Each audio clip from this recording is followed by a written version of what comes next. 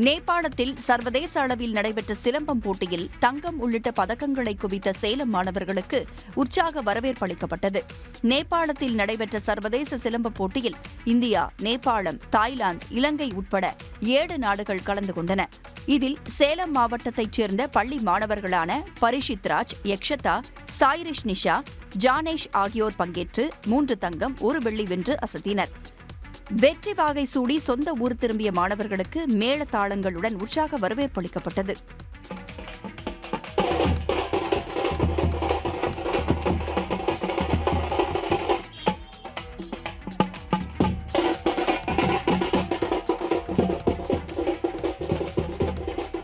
இப்ப தமிழர்களின் பாரம்பரிய விளையாட்டுன்னு சொல்லக்கூடிய இந்த சிலம்ப விளையாட்டை பெரும்பாலும் பள்ளிகள்ல இங்கே எடுக்கிறதுல வேற மேலை நாட்டு கடைகள் தான் நடத்துறாங்க.